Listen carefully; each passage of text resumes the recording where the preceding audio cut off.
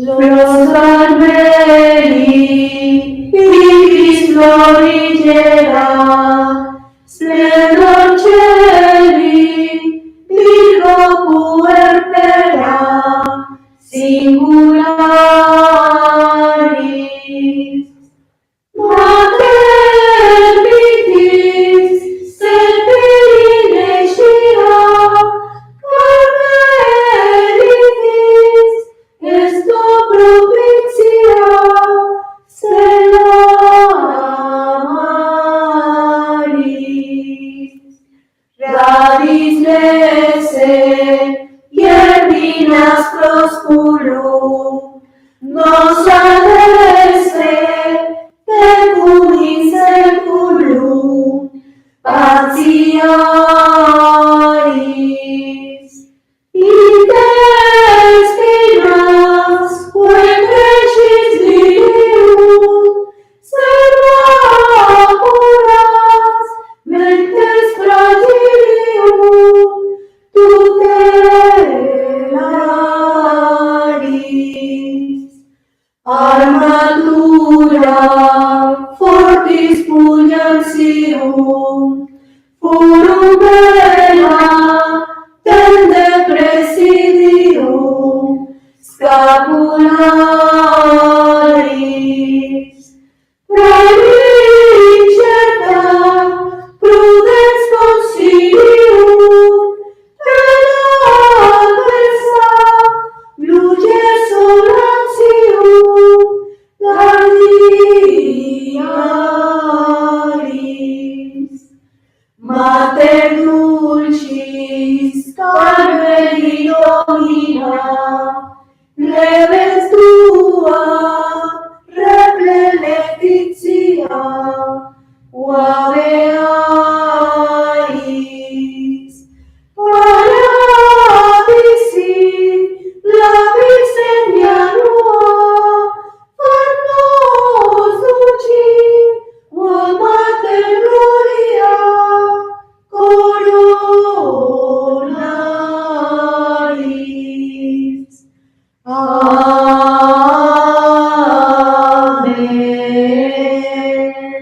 San Vicente de Paúl, apóstol de la caridad, 1589-1660.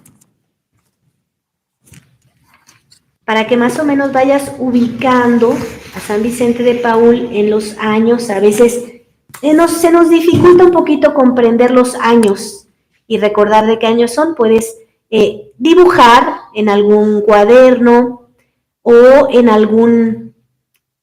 unas cartulinas para tus hijos, por ejemplo, y hacer una línea larga del tiempo, y entonces cada día puedes ir colocando el año y ir poniendo el nombre del santo para que tus hijos y tú también te vayas grabando de qué época son cada uno de estos santos. Es muy importante, puesto que tenemos que conocer también el instante que ellos estaban viviendo, el entorno, el contexto en el que ellos se encontraban, porque a veces cometemos el error de juzgar a los santos sin darnos cuenta qué era lo que ellos estaban atravesando. Y por el contrario, podemos comprender en qué contexto se encuentran, porque el modernismo hace muchísimas mentiras y entonces quiere engañar a los hijos de Dios, haciéndoles creer que ellos eran malos cuando ellos en realidad se estaban defendiendo. El día 19 de julio, al formar el corazón del hombre, Dios infundió en él la bondad, dice Bossuet. En nadie, tal vez, ha tenido esta verdad tan brillante manifestación como en Vicente de Paúl, cuyo nombre personifica la abnegación y la caridad. Este gran hombre y gran santo es honor de la humanidad y una de las glorias más indiscutibles de la Iglesia Católica. Nació, según se cree, en Pouy, pequeño pueblo de las Landas, cerca de Dax, el 12 de abril de 1581. Al igual que el inocente Abel y que el esforzado David, guardó durante su infancia los rebaños de su padre. Había en verdad recibido del cielo un alma buena, y la misericordia crecía en él. Como dicen los libros santos, Siendo casi un niño, cuando volvía del molino a la casa paterna llevando harina, daba de ella puñados a los pobres que se la pedían.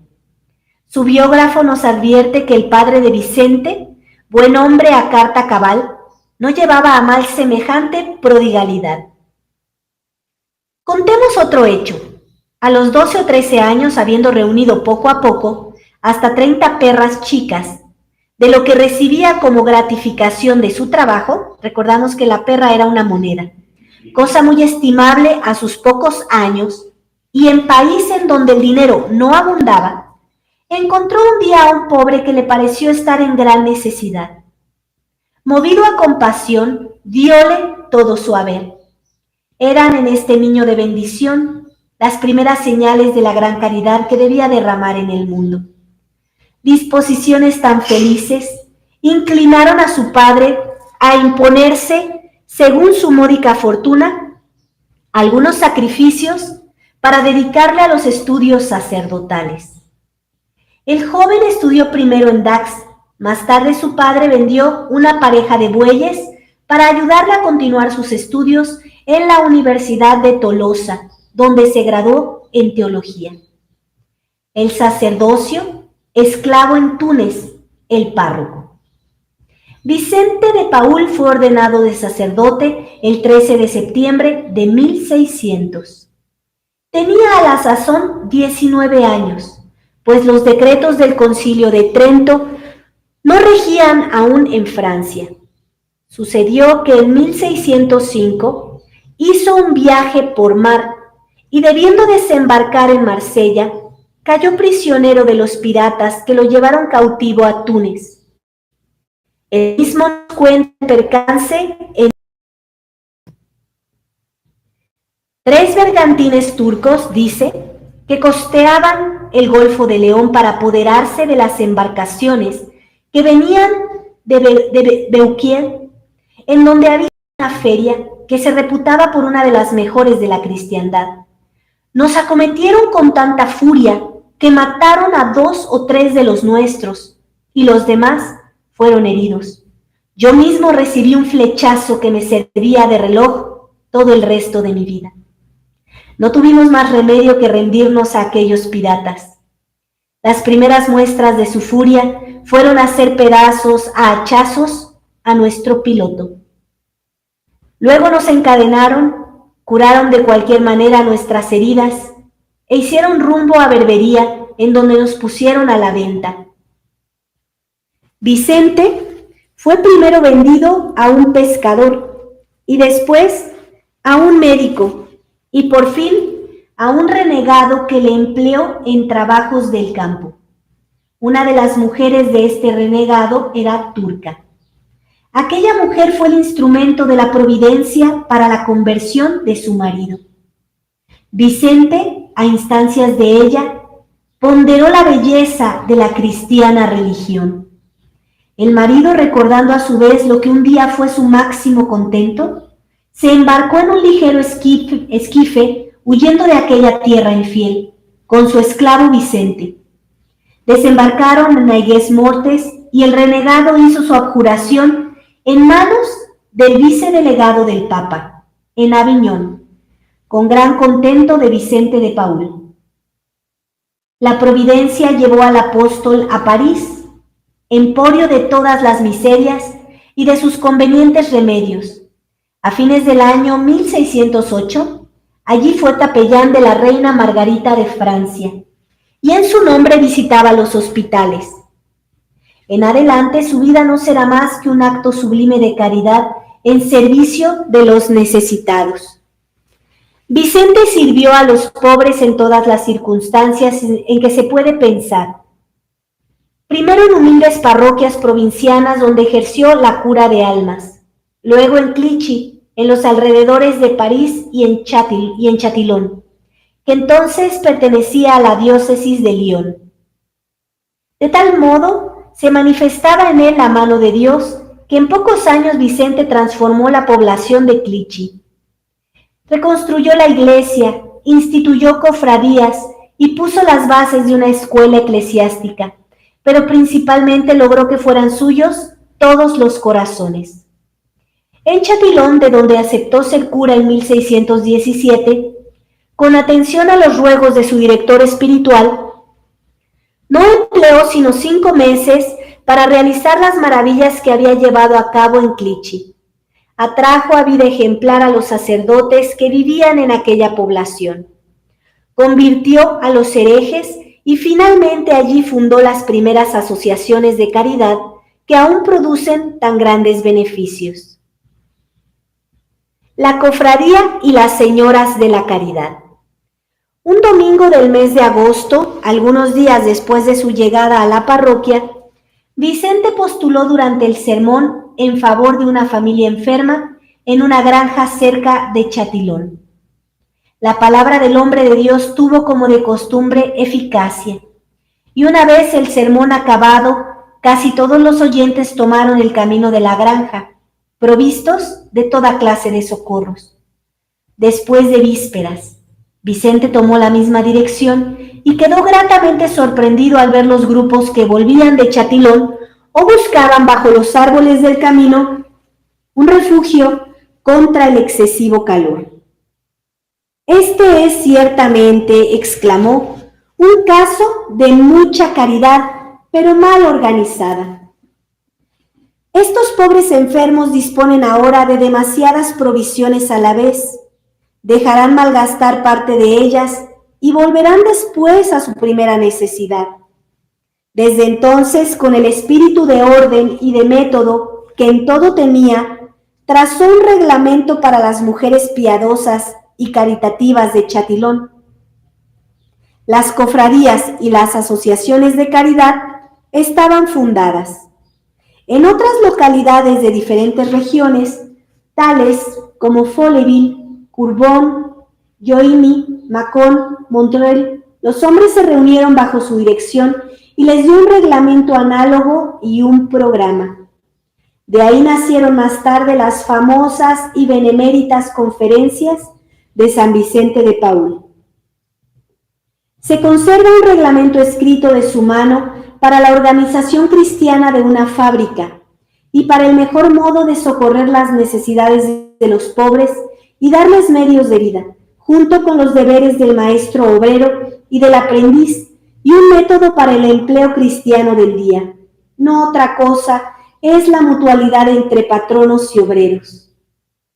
En verdad que no hay obra de caridad que no haya sido prevista por el corazón y organizada por la mano providente y bienhechora de Vicente de Paúl. En casa de los Gondi y en las galeras. Su caridad era universal. También por mandato de su confesor, aceptó ir con los grandes y fue a vivir con la familia Gondi, que entonces daba servidores al Estado y jefes a la Iglesia de París. Vicente fue pronto como el alma de la casa. La condesa de Gondi no podía pararse sin él en la dirección de su conciencia y la práctica de las buenas obras. La virtud del santo sacerdote daba también a la esposa un gran dominio sobre el conde. Este era administrador general de las galeras de Francia. Vicente aprovechó esta influencia para poder visitar a los presos. Púsose a evangelizarlos en las mazmorras. Procuró el mejoramiento material de los forzados en sus prisiones y en las galeras. Iba a enjugar sus lágrimas, a llevarles los consuelos de la religión y mitigar su dolor. Luis XIII le dio el título que tan caro le era porque le permitía hacer mucho bien de limosnero general de las galeras de Francia. Misiones en los campos, obras de caridad en París.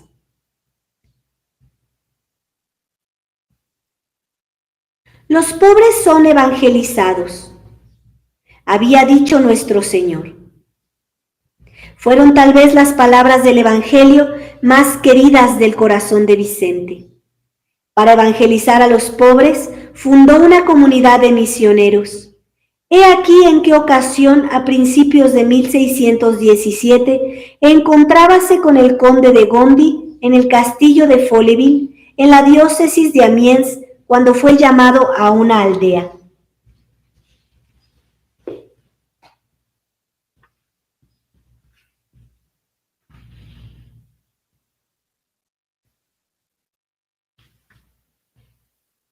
para confesar a un labriego que estaba en peligro de muerte.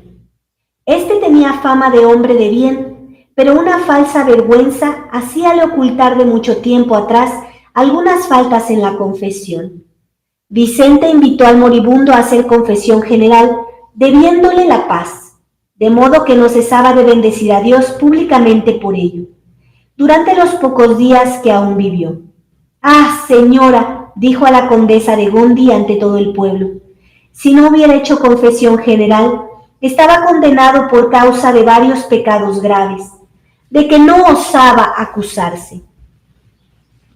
La piadosa condesa, emocionada y espantada por este ejemplo, instó entonces a Vicente para que evangelizara a los pueblos de la comarca.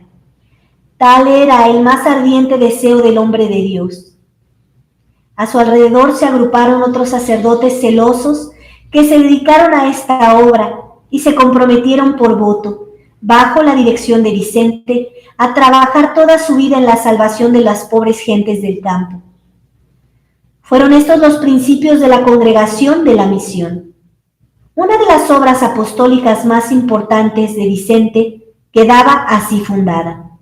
Aún hoy día produce frutos abundantes. Vicente trabajó ya toda su vida en la evangelización de los sencillos labriegos. Tenía 75 años y aún se le veía ir a las misiones. Cuando entró en París decía, pensando en los pobres que quedaban por evangelizar, «Me parece que las murallas de la ciudad van a derrumbarse sobre mí para aniquilarme». Para conservar los frutos de las misiones, evidentemente había que establecer en los pueblos buenos curas. Se imponía, pues, la reforma eclesiástica. Los ejercicios espirituales de los ordenados, los seminarios, las reuniones periódicas de las que hablaremos más abajo, fueron los medios de que se sirvió para regenerar el clero. Las obras de caridad se multiplicaban al paso de Vicente y su reputación se extendía cada vez más.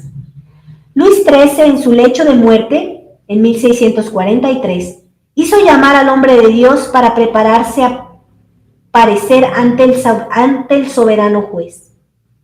Vicente vivió primero en su comunidad en el colegio de Bons Enfants. Cercana a la iglesia de San Lázaro estaba una gran casa en la que residía una comunidad de canónigos que se extinguía. El prior, testigo de la labor emprendida por Vicente, de la modestia y del celo de sus discípulos, les ofreció su casa. Con esto, la nueva congregación recibió el nombre popular de Lazaristas y la iglesia de su advocación, por la presencia de Vicente de Paúl. Vino a ser el centro generoso de la caridad material y espiritual en París. En San Lázaro organizó el hombre de Dios la obra de los niños expósitos. Los recién nacidos que no querían ser desnaturalizadas madres, los recién nacidos que no querían sus desnaturalizadas madres, ¿sí?, eran abandonados en las calles, depositados en las iglesias o colocados en tornos. De allí eran llevados por orden de la policía a una casa que llamaban la casa cuna, en donde por falta de alimentos y cuidados casi todos morían. Con ayuda de las señoras de la caridad, Vicente tomó a su cargo aquellas criaturitas y logró rescatar a casi todas de la muerte. Luego les cuidaba hasta el día en que estaban ya en edad de ganarse la vida. Esta obra hizo su nombre celebérrimo en los anales de la caridad. Fundó también en el arrabal de San Martín el Hospital del Nombre de Jesús. De San Lázaro salieron los que de él se encargaron. Hizo lo mismo con la fundación y organización del Hospital General de París, destinado a recoger los innumerables mendigos que eran una de las plagas de la gran capital. En la puerta de San Lázaro, Vicente multiplicaba también sus limosnas. El hombre de Dios prodigaba al mismo tiempo a su alrededor los socorros espirituales. Multitudes innumeras de seglares, sacerdotes y soldados sacudían acudían a San Lázaro para hacer ejercicios espirituales. El clero de París reuníase allí para las conferencias llamadas del martes, presididas por Vicente y en las que se trataban temas científicos y de virtud. Bossuet, que era uno de sus miembros, escribía así de ellas al soberano pontífice: oyendo las palabras de este santo sacerdote, parecíanos oír palabras de Dios. Allí también Vicente, siempre hijo sumiso de la Iglesia, organizó la lucha contra el jansenismo. Vemos aquí cómo él daba temas científicos, pero no los científicos que ahora el modernismo incluye y que realmente son mentiras, sino verdadera ciencia. Y la verdadera ciencia siempre está al servicio de Dios y de su Iglesia católica. Por esto es importante que comprendan las mentiras que se enseñan hoy en estos colegios falsos, que no son colegios realmente, sino entrenamiento, ¿no?, para adormecer las conciencias e incluso aniquilarlas. Y también para que no piensen, para que en realidad no haya un pensamiento, sino un entrenamiento. Entonces, tengan cuidado los padres de familia de esos colegios. Ninguno es bueno en realidad, ninguno. Así que yo les sugiero comenzar a enseñarles a leer, enseñarles a pensar y enseñarles la doctrina católica, que tiene maravillosos libros. Realmente libros que enseñan la fe, y también hay de buenas ciencias que no interrumpen el proceso de santidad en los corazones. A veces es un tema difícil, complicado, porque requiere mucho amor de los padres para con sus hijos, y desgraciadamente la mayoría no quiere hacerse cargo de ellos, quiere ponerles un celular y que el celular los eduque y los instruya, y en realidad lo que están haciendo es acercarles las llamas del infierno, porque empiezan a mirar en esos equipos información que les va a corromper su espíritu, su mirada, sus oídos. Entonces, si tú eres un papá y una mamá que auténticamente ama a sus hijos, tienes que comenzar pues todo un proceso para convertir tu familia. Con mucho gusto pueden ponerse en contacto aquí a la oficina más 52 56 12 06 70 32, donde se ofrece dirección espiritual para que puedan ir caminando en este camino que es difícil, que hay muchísima información en el exterior, pero no toda es buena, para irlos direccionando poco a poco y puedan comprender lo que esto requiere. También en el retiro que se va a impartir por parte de Monseñor Rodrigo da Silva, 4, 5 y 6 de octubre, las personas podrán acercarse, las familias, para aclarar algunas dudas, y él les podrá aclarar todas las dudas que tengan. Así que muy importante pues su inscripción para que podamos arreglar todo el tema de las habitaciones. Ya saben que toda esa logística requiere mucho tiempo, por eso te pedimos que no lo dejes para el final, porque también tú tienes que arreglar la logística de tus vuelos, llegar aquí al aeropuerto internacional. Hay 2 aeropuertos internacionales, hay una terminal de autobuses también para los que vienen en el interior de la República Mexicana, muy cerca, a 10 minutos de aquí del lugar, que va a ser muy cerca de la Capilla de la Misión de la Sagrada Familia. Entonces, hay una logística que atender, por eso les imploramos que se inscriban a la brevedad. El costo del retiro es de 4,500 pesos, incluye el retiro, los alimentos y también el hospedaje. Para la gente que está aquí, que no va a requerir el hospedaje, sino solamente los alimentos, porque esos nos lo exige el lugar, y el retiro será de 2,600 pesos, si no mal recuerdo, pero con gusto les podemos mandar informes a este mismo número, más 52 56 12 06 70 32. Entonces tienes que irte preparando ya. Recuerda que los católicos nos anticipamos, no tenemos que ir actuando, ¿no?, como nos va llegando la información, sino debemos irnos anticipando, debe de haber orden. Me gusta muchísimo cómo San Vicente de Paúl tenía un orden hacia las cosas y así se iban organizando. Les agradezco muchísimo y aprovecho este momento para agradecerles que nos hayan apoyado para la renta. Ya la pudimos liquidar anoche. Gracias a todos nuestros bienhechores, que Dios les bendiga, a los que nos apoyaron económicamente, también a los que nos apoyaron con sus oraciones. Les agradecemos inmensamente por ese sacrificio que han hecho, porque pudimos cubrir la renta y gracias a eso, pues sigue esta flama encendida. Así que les imploramos sus ayudas. Recuerden que nosotras estamos dedicadas totalmente a la oración. Miren, a veces cuando alguien está fuera, es muy fácil imaginarse cosas, ¿no? Como es que allí tienen muchísimo dinero o pues ¿qué más hacen? Nosotras tenemos muchísimo trabajo. Somos muy poquitas manos, poquitísimas manos y tenemos muchísimo que hacer. Si tú te das cuenta, el altar es impecable, está preciosísimo. Monseñor Rodrigo da Silva tiene unos cuidados especialísimos para el altar. Le tiene un amor impresionante a Dios. Y entonces, bueno, pues nos ha siempre exhortado a mantener el altar muy, muy bonito, muy limpio. Tú no sabes, pero me gusta decirte porque quiero transmitirte un poco de lo que tú no ves, pero que ocurre.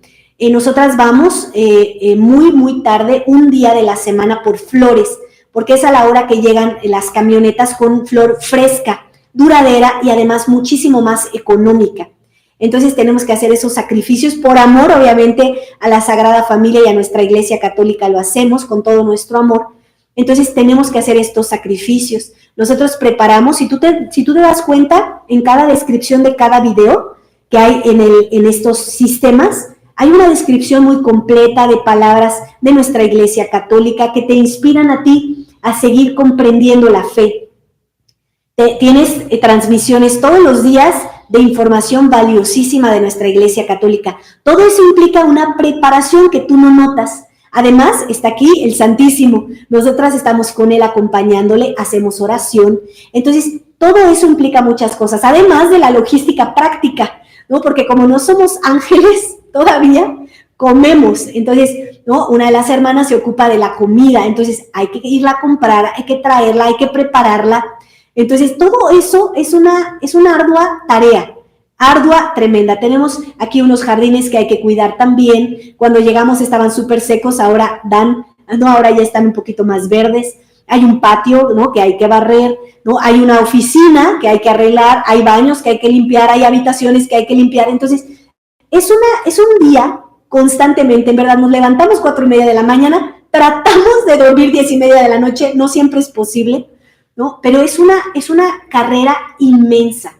Requerimos muchísimas ayudas aquí, económicas definitivamente, porque ustedes tienen casas y saben que sin dinero esto es imposible. No podemos comprar las cosas que se requieren. Si tú ves este altar, si tú te vas a las primeras transmisiones que fueron en noviembre, nuestro altar era chiquitito, no había todas estas bellezas que Monseñor Rodrigo da Silva ha traído, no había todo eso. No, tuvimos que preparar la Semana Santa. Todo eso implica gastos enormes, porque recuerda que esta es la misa tradicional. Aquí todo es conforme la Iglesia Católica lo ha determinado. Entonces requieren gastos y que de verdad, cuando uno está aquí, uno sabe que Dios está porque solamente Él puede lograr pagar todo esto con tan pocas ayudas, ¿sí? Tan poquitas ayudas. Entonces también tenemos una biblioteca que nos permite a nosotras formarnos, porque nosotras tenemos que enseñar lo que enseña la Iglesia Católica. Y esos libros cuestan muchísimo dinero porque son antiguos. Entonces, te voy diciendo esto porque han sido miles y miles y miles y miles de pesos. Mira, aproximadamente, para establecer la misión en un principio, se requirió una inversión de aproximadamente 600,000 pesos. Para que nada más cuentes. Obviamente se requirieron mudanzas, ¿sí? Para establecer este lugar. O sea, hay mucho trabajo, mucho amor por Cristo. No queremos que esto se apague. Queremos que el día que tú vengas de cualquier lugar del mundo, encuentres sacramentos verdaderos aquí. Tú quieres venir a completarte tu bautizo, lo encuentres aquí esa posibilidad. Tú quieres confirmarte, encuentres esa posibilidad aquí. Obviamente, a través de una formación, ¿sí? No se puede hacer así inmediatamente porque ayer, por ejemplo, nosotras leíamos el Catecismo de la Perseverancia, ¿sí? Y dice claramente que en los principios de la Iglesia Católica, los catecúmenos eran preparados a fondo en la fe. Recordarán que a la hora de la misa, cuando comenzaba el ofertorio, tenían que salir ellos, no podían quedarse, ¿sí? Y entonces se les iba probando si ellos estaban realmente dispuestos a vivir la fe. Entonces no creas que va a ser una máquina de venirte a hacer el sacramento e irte. Este es un lugar que fue creado para nunca más ofender a Dios. Es decir, yo noté que el paganismo ofende gravemente a Dios. Mi historia es de una vida pagana y sé de lo que les hablo. El Señor me regala una fuerte conversión, lo cual le agradezco infinitamente y le suplico vivir penitente para Él y poder pagar por todo eso y cargar un poquito por mis hermanos. Después veo el modernismo, donde se le ofende gravemente y quiero un lugar donde ya no se le ofenda. Y veo la tradición, donde también hay lugares donde se le ofende gravemente. Y es claramente visible, vemos lugares donde ni siquiera se ha corregido algo tan básico como la vestimenta. Entonces, yo cuando Monseñor me propuso crear esta misión, yo le dije que le agradecía inmensamente su confianza y que le suplicaba que fuera un lugar donde nunca se le ofendiera a Dios. Y que si Él me lo iba permitiendo, generaríamos pues las reglas que hay ya en la Iglesia Católica para que esto no ocurra. Y hasta ahora se ha tratado de dar ese cumplimiento. La gente aquí viene vestida con modestia. Si alguien no llega porque llega de primera vez y viene, por ejemplo, la mujer con pantalón, no se le permite comulgar y se le viste. Aquí nosotros tenemos ropa preparada para eso y se le cubre con el velo. Entonces, hay toda poco a poco, porque esto apenas nació en noviembre de 2023, hemos ido preparando un lugar donde nuestro Señor Jesucristo sea totalmente amado. Y desde nuestra cabeza, que es su excelencia reverendísima Monseñor Rodrigo da Silva, se ocupa de eso y va bajando a cada una de nosotras, que somos las inferiores. Entonces, les suplicamos que nos ayuden y cuando ustedes vengan puedan encontrar un lugar que no sea un riesgo para sus hijos, donde tú no tengas que estar justificando a la Iglesia Católica el por qué no se ponen las reglas claras cuando vemos santos que ponen las reglas muy claras. Entonces les seguimos suplicando sus ayudas. Ayúdenos para que el otro mes no tengamos toda esta presión que tuvimos de buscar la economía en unos días. Créanme que aquí las personas que se encuentran trabajando lo han dado todo. Nosotros dejamos todo y lo pusimos todo aquí, por nuestro Señor Jesucristo, porque Él lo comenzó. Le suplicamos que Él lo siga sosteniendo y que Él termine hasta que Él lo desee, que esto continúe. Pero ustedes han visto la obra de San Vicente de Paúl. No es una obra de una sola persona, ni de 2, ni de 3, ni de 4, ni de 5, ni de probablemente 10 personas que fueron nuestros bienhechores en esta ocasión. Es una obra de la Iglesia Católica, es una obra del obispo, es una obra de los sacerdotes, es una obra de las monjas, es una obra de los religiosos terciarios, es una obra de los laicos, es una obra de todos. Es tu Iglesia Católica. Debes amarla con todo tu corazón y asegurarte que en todo lo que esté en tus manos, tú hagas el esfuerzo porque continúe. Hay muy pocos lugares ya que sostienen la tradición por todos los problemas que implica. Tú llegas a la tradición y el demonio te empieza a hacer la guerra con todo el armamento. Una sola persona no es capaz de soportar todas esas balas, todas esas bombas. Tenemos que hacerlo en conjunto, desde donde tú estés. Tienes que comprometerte con tu Iglesia Católica, porque de lo contrario no vamos a poder subsistir. Hay muy pocos lugares donde se enseña doctrina verdadera. En este lugar, Monseñor Rodrigo da Silva nos enseña como un lugar monástico. Nosotros tenemos lecturas a la hora de la comida y a la hora de la cena, lecturas como la escala espiritual, como San Benito Abad. O sea, se nos está formando en una alta espiritualidad, porque él de verdad que sabe ser una gran cabeza. Entonces, ayúdalo. Donde esté el obispo está la iglesia.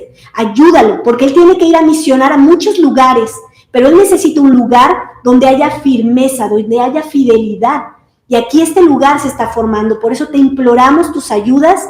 Todas son útiles, desde las oraciones, desde el trabajo, desde lo económico. Necesitamos muchísimas ayudas. Entonces, gracias por comprometerte con nosotras. Les suplicamos sus oraciones para que sigamos siendo esposas fieles, esposas fértiles, esposas dedicadas y comprometidas con ustedes, para que ustedes como familias también permanezcan unidos, viviendo la Iglesia Católica en sus hogares. Vicente de Paúl alimenta a provincias enteras. Desde 1639, durante el último periodo de la Guerra de los 30 años, Vicente había hecho prodigios para acudir en socorro de la Lorena, devastada por la guerra. Ya no había cosechas ni semillas en aquellos campos siempre hollados por la soldadesca. Viéronse los horrores del hambre y hasta casos abominables de antropofagia. Agotada por 5 cuerpos de ejército que Francia mantenía entonces en pie de guerra, esta nación no tenía que dar a sus numerosos mendigos. Surgió un hombre y su corazón misericordioso se atrevió a soñar en el alivio de provincias enteras. Este hombre era también Vicente de Paúl. Postuló en la corte, organizó la caridad y envió sacerdotes y hermanos de su comunidad a llevar a aquellas provincias el pan material y los socorros de la religión. La peste se juntó con el hambre. Vicente hacía enterrar a los muertos y distribuir entre los labradores pan y semillas. Socorría a los nobles del mismo modo que a los labriegos. Suministraba a los sacerdotes ornamentos para las iglesias arruinadas. En fin, recogía a las religiosas arrojadas de sus conventos por la guerra y la miseria. En Lorena, en Champaña, en Picardía y en otras provincias, durante 25 años la gente se acostumbró a mirar a Vicente de Paúl como a una encarnación de la providencia. Renovó los mismos prodigios en la capital durante las turbulencias de la Fronda. Después de haber agotado la bolsa de San Lázaro, pedía limosna por sí y por otros. Este hijo de pobres labradores pudo distribuir en el curso de su vida limosnas cuyo total debió de sobrepasar la cantidad de 24 millones de pesetas. He ahí cómo mereció el nombre de Salvador de la Patria que le dieron varias ciudades agradecidas. Dios, decía Salomón, me ha dado un corazón cuyo amor es extenso como las playas del mar. Vicente de Paúl, cuyo celo no conoció barreras, podría haber dicho otro tanto. Envió a sus misioneros a las Hébridas, a Polonia y hasta Berbería para cuidar a los cristianos que los turcos tenían cautivos en las mazmorras de Argelia y de Túnez. Previó ya la conquista de Argelia por la Francia cristiana e impulsó a Richelieu y después a Luis XIV a acometer dicha empresa. Mientras tanto, aceptó para sus misioneros los títulos de cónsules y de prefectos apostólicos de Túnez y Argelia, que le daban medios de socorrer a los pobres esclavos. En las mazmorras se evangelizó primero en secreto, más tarde se celebró en ellas la Santa Misa y otras ceremonias litúrgicas. El día del Corpus, la hostia santa era llevada en procesión, escoltada por los cautivos que a su modo rendían a Jesucristo, con sus cadenas y sus harapos, un espléndido triunfo. Los misioneros enviados por Vicente eran a veces condenados a los grillos o morían de la peste, evangelizando en las cárceles. Pero los que sucumbían eran pronto reemplazados por otros. Vicente envió también obreros evangélicos a la gran isla de Madagascar, apenas ocupada por Francia. Al fin de sus días preparaba una expedición de misioneros a China, a Babilonia y a Marruecos. Imagínense lo que la iglesia es capaz de hacer cuando se organiza, cuando tiene ayudas. Nosotros aquí hemos recibido o hemos visto gente que quiere venir a comer y le damos de comer. Pero si empezaron a llegar más, no nos alcanzarían las manos. Tenemos gente que quiere venir a recibir la Santa Misa, los sacramentos, venir a hacer oración, pero no tenemos todavía los medios ni la estructura. Entonces, pues esto es una obra de todos y evidentemente la Sagrada Familia les está invitando a unirse. Las hijas de la caridad. La obra cumbre de Vicente de Paúl fue tal vez la fundación de las hijas de la caridad, de acuerdo con una señora viuda de rara inteligencia y de fe eminente llamada Luisa de Marillac, que la Iglesia había de beatificar en 1920 y canonizar en 1934. Fundó esta obra con una audacia que solo el genio de la caridad podía inspirarle. Hasta entonces, en efecto, las personas consagradas a Dios vivían protegiendo su virtud en los claustros. Vicente osó lanzar a sus hijas en medio del mundo, contando con su abnegación para asegurar la salvaguardia de la angélica castidad. No tendrán las hermanas de la caridad, escribía, otros monasterios que las casas de los pobres. Vivirán en la calle y en los hospitales. Su clausura será la obediencia y su velo la santa modestia. Fíjense qué importante para nosotras que somos religiosas y que obviamente recibimos vocaciones para la vida religiosa. Es fundamental la obediencia. Si su clausura no es la obediencia, esto es imposible de continuar. Y la santa modestia, tan importante ese velo de la santa modestia. Siempre prontas a la obra, las hijas de San Vicente, inclinadas sobre las cunas de los niños expósitos o sobre el lecho de los moribundos, enviadas por su mismo bienaventurado padre al campo de batalla, en el sitio de Calaís y entre los apestados, provocaron un grito de admiración que no ha cesado de resonar en la conciencia católica.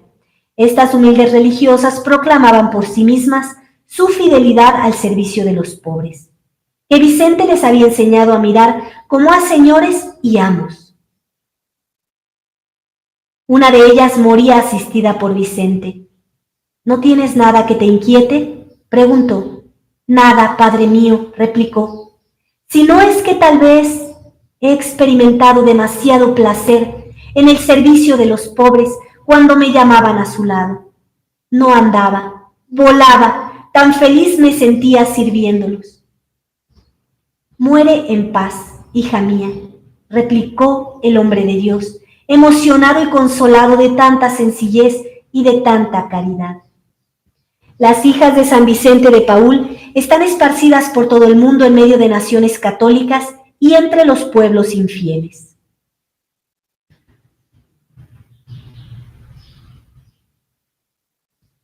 ¿Cómo empleaba el día San Vicente? Su muerte. El secreto de tantas maravillas que apenas hemos enumerado estaba en el amor de Dios, amor práctico, que ardía en el corazón de San Vicente. Amemos a Dios, señores y hermanos míos, decía a los miembros de su comunidad, y amémosle a expensas de nuestros brazos y del sudor de nuestras frentes. Me alegra muchísimo el mensaje de San Vicente de Paúl porque si en verdad algo hay aquí en esta misión es trabajo. Desde que comenzó no paramos ni un instante y nos falta tanto en verdad. Pero es que este es claramente lo que se puede ver en los santos, unos esfuerzos que solo los puede sostener el amor a nuestro Señor Jesucristo. Si Él aquí en la cruz lo podemos mirar, lo dio todo, ¿cómo vamos nosotros a escatimarle algo? Tenemos que copiosamente darnos todo el tiempo, sin descanso. De hecho, el hombre de Dios hasta su muerte, y murió a los 84 años. Se levantaba cada mañana a las 4. A menudo al levantarse martirizaba su cuerpo con sangrienta disciplina. Las horas primeras del día eran para la oración y la meditación que hacía de rodillas, con los suyos en la capilla de la casa de San Lázaro. Celebraba después la Santa Misa con una fe que pasmaba a los asistentes. ¡Qué bien dice ese sacerdote la misa!, exclamaba un día uno de los testigos de tanto fervor. Durante el santo sacrificio le sucedía a veces extasiarse en divinas visiones. Un día en que celebraba, vio el alma de Santa Juana de Chantal que estaba expirando. Le pareció que la veía subir al cielo, y la de San Francisco de Sales que venía a recogerla, y las dos almas iban a abismarse en Dios. Esto me recuerda que nunca debemos de perder de vista por qué estamos haciendo lo que estamos haciendo. ¿Por qué es que nos desvelamos? ¿Por qué es que ayunamos? ¿Por qué es que nos mortificamos? Por la vida eterna. Porque ninguno de los placeres que se puedan experimentar aquí en el mundo van a valer lo que uno pequeñito allá en el cielo y el gozo que le vamos a dar a Jesucristo por no haber desperdiciado su sangre preciosa. Cada santo sacrificio de la misa, Él está allí derramando su sangre. Por eso es importante que tú pidas intenciones. También lo puedes hacer en este mismo número, más 52 56 12 06 70 32. Porque allí el sacerdote pone la intención. Toda esa sangre se derrama por esa intención, porque hubo una persona que valoró y apreció lo que es este santo sacrificio de la misa. Recuerda una cosa, en el modernismo ya no hay santo sacrificio de la misa, puesto que cambiaron los ritos de la ordenación sacerdotal en 1969, ya no están ordenados sacerdotes. Yo no digo que sean personas malas, seguramente que hay gente buena, seguramente hay con recta intención, pero no son sacerdotes y por lo tanto no hay santo sacrificio de la misa. Y los que están en el modernismo no están comulgando Dios, sino pan. Y por eso es que tú te ves con tanta flaqueza para pelear contra el pecado. Por eso es que tú no encuentras lo que te da Dios, que es la fortaleza para vivir en las virtudes, para vivir en su propio amor y poder sacar adelante tu alma y la de tu familia. Aquí sí hay verdadero santo sacrificio de la misa, porque todos tienen una sucesión apostólica de toda la vida de la Iglesia Católica. Eso es muy cuidado en esta misión. Que no entre nadie que no tenga una verdadera sucesión apostólica, que sean verdaderos sacerdotes. Que cuando tú vengas a confesarte, tengas verdadera absolución, porque también han sido cambiadas las oraciones de la absolución y solo te la puede dar un sacerdote. Entonces, noten esto, es la vida eterna, sí existe. Si tú te esfuerzas por vivir la santidad, entonces un día podrás recibir inclusive uno de estos regalos, que uno de los santos, a quien tanto le suplicaste poder ganarte la vida eterna, venga por ti. Esto es verdad. Acabada la misa, empezaba el trabajo del día sin tregua ni descanso. Tratando con los reyes y los príncipes o con los mendigos, Vicente fue siempre hombre de humildad, su virtud favorita. Impulsado por el celo, decía también que un sacerdote debe tener siempre más trabajo que el que puede realizar. Juntaba al trabajo una penitencia incesante. Oyóse a este infatigable obrero del Evangelio decirse, en su humildad, entrando al refectorio: desgraciado, ¿has ganado el pan que vas a comer? Su día se prolongaba hasta muy entrada la noche. Antes de entregarse al sueño, poníase en la presencia de Dios y se preparaba a la muerte. Fíjense cómo él mismo se reprendía, ¿no? Trabajaba como un loco y decía, desgraciado, ¿has ganado el pan que vas a comer? Sabía que todo era hecho por Dios. Y aún él, que notaba el sufrimiento, se atrevía a reprenderse así. Dios le llamó por fin el 27 de septiembre de 1660 a recibir la recompensa. Benedicto XIII le beatificó el 13 de agosto de 1729. La ceremonia se celebró el 21. Clemente XIII le canonizó el 16 de junio de 1737. Sus reliquias descansan en la iglesia de los Lazaristas de París. León XIII le proclamó en 1885 patrono de las instituciones de caridad. Le damos las gracias a San Vicente de Paúl por todas estas inspiraciones, porque nos ayude para que nosotros podamos ser este tipo de almas que den todo por la Iglesia Católica, que nos esmeremos todos los días. San Vicente de Paúl ruega por nosotros. En el nombre del Padre, y del Hijo, y del Espíritu Santo. Si así Dios nos lo permite, nos vemos el día de mañana. Que tengan un día muy santo.